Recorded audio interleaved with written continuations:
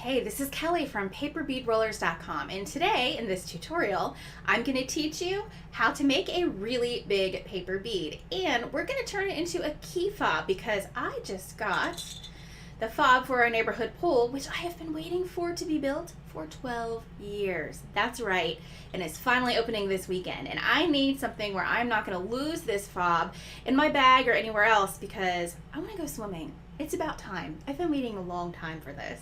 So let's get started.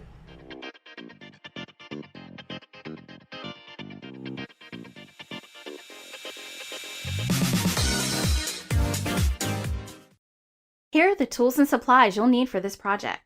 Some long sheets of paper. Now I used posterboard in 4 colors. The 3/8" paper bead roller from paperbeadrollers.com. That's the pink one. Some scissors,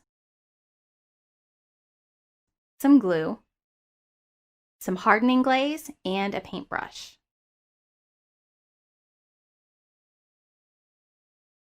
For the keychain, you'll need a keychain hook, some beading wire, some thin chain, bead caps, wire guardians, crimps, and whatever beads you want to use for decoration. I'm using 4mm metal balls and these crystal beads. You'll also need a crimping tool, some beading pliers, and something to measure with, like this digital caliper or a ruler. Now I want to create a large paper bead that is the same dimensions on each side, so meaning it's the same width as height. I'm going to do that by rolling some scrap pieces of my poster board and measuring the width. This is 4 strips from the poster board. I'm going to wrap them using the 3/8" paper bead roller from paperbeadrollers.com.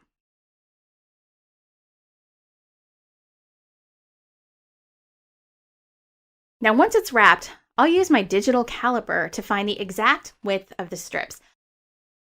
I love this tool. You can get it at paperbeadrollers.com, and it really helps when you're trying to get the widths of a bead. Much easier to use than a ruler, but you can use a ruler if that's all you have. So it looks like this is about 1.44 inches. So that's how wide I'm going to cut the tops of my triangle strips. I am going to use a ruler to make my marks because in this case it's a little easier. And I'll just mark one end of each of these colors at 1.44. And now I'm going to use a yardstick to draw the line from my marks all the way down to the corner of the paper. I'm going to use scissors and cut these by hand very carefully. I have to admit, I'm a little spoiled because I always use my scan and cut machine to cut my paper strip. Every strip comes out exactly the same and it's pretty much 0 effort. So I'm out of practice with hand cutting, but here we go.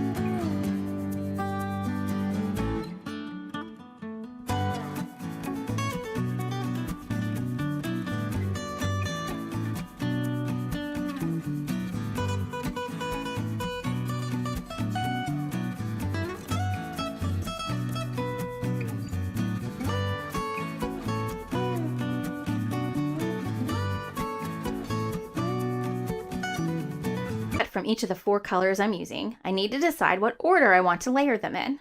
I think I'll put the pink on the outside, then light blue, orange, and dark blue. Now to make sure that all of the colors will show, I'm going to spread out the strips just a little. Now that puts them out of alignment just enough to give us all of the colors in our bead.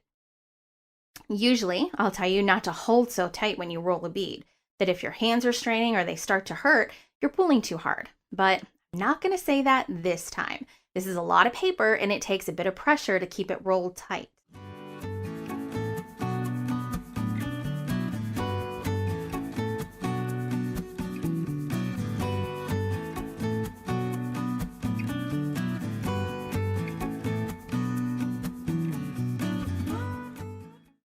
Now when I get to the end, I like to glue down each strip individually so I can place them just so. I'm going to glue the orange strip and lay it down.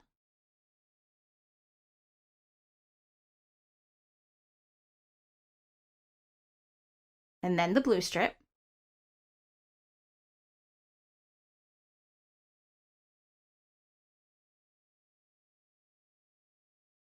Then the light blue.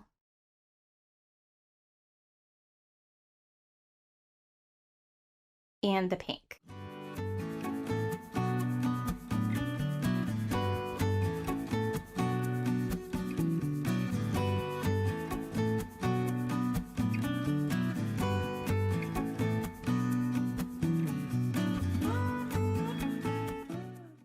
And there we go. Okay, let's measure.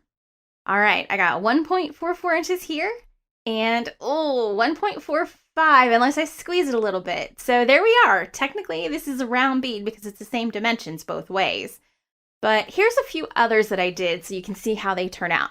Now this one was made with strips, but just a little bit wider than the height. And this one was made with strips that were just a little bit thinner. All of these used the same 4 strips. The only difference is the widths. So let's measure. So this one is a width of 1.45. This is 1.64, so it's a little bit larger, and you can see what difference that makes in the shape. And then this one here has strips that were just a little bit thinner at 1.3. So it only takes a very small difference in the width of the strips to see a real difference in the final shape of your bead. It's very obvious when you're using big, long pieces like this. Now it's time to glaze. I'm going to use Deco Art's Triple Thick for this one. These beads are so big, I can just hold the bottom and glaze the top half. Let it dry, and then I'll flip it over and do the same. I'm also going to be sure to get the glaze inside of this bead because I'm using it as a keychain for the pool fob, so it may get exposed to water a little bit.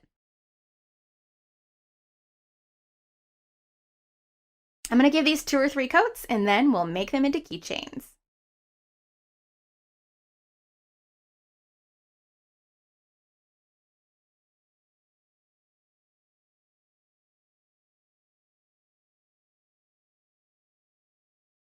First, let's shape the bead caps.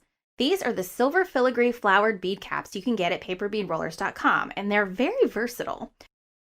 I'm going to use my fingers to shape these so that they fit onto my beads. You just kind of gently pull the petals down and bend them out. Now these are metal, so they do bend very nicely. One time I bought some that I thought I could bend, and they turned out to be plastic, so you couldn't, but not these guys, these work perfectly. Now I'll use some Aleene's tacky glue. Now I just smeared this around the inside of the bead cap. Since it dries clear, you don't have to worry if it gets a little messy. But if you do get any on the top of the bead cap, I would go ahead and wipe it off. So let these dry, and then you're ready for the next step.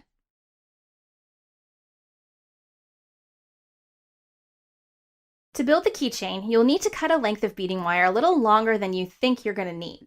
We'll start with the keychain latch side. Now I'm using a wire guardian on this side to protect the beading wire from rubbing onto the keychain.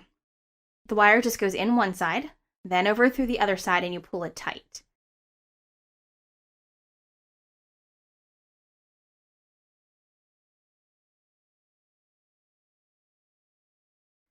Now before you put your crimp on, go ahead and put the keychain on and slide it down into the wire guardian.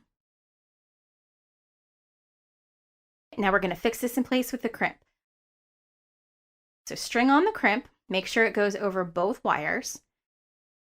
And don't cross your wires, they should stay straight next to each other, and just crimp it in place with your crimping tool.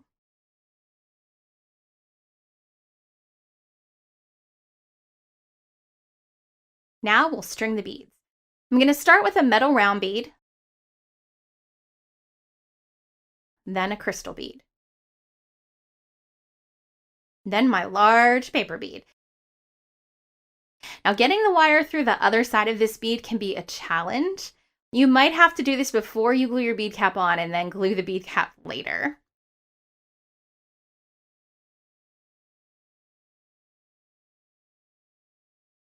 Now we'll go ahead and put on the crystal bead and the metal ball.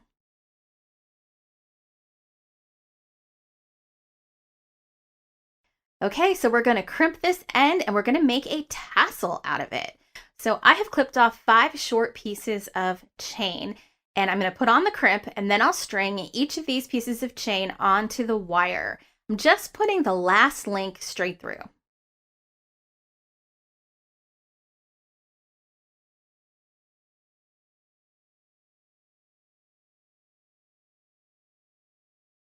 And there we go. Now, if I loop the beading wire around and down through the crimp and through the other beads, this is what's going to create my tassel.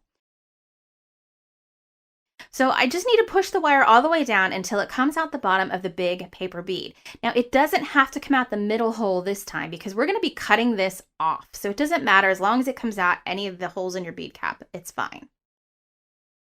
Now make sure that you've pulled everything tight. I also recommend that you make sure the tail on the other end of the keychain is threaded down into the beads before you crimp this off, because we're going to pull this so tight, it'll be a little hard to get that tail in if you don't do it first. All right, once everything is nice and tight, just crimp it down.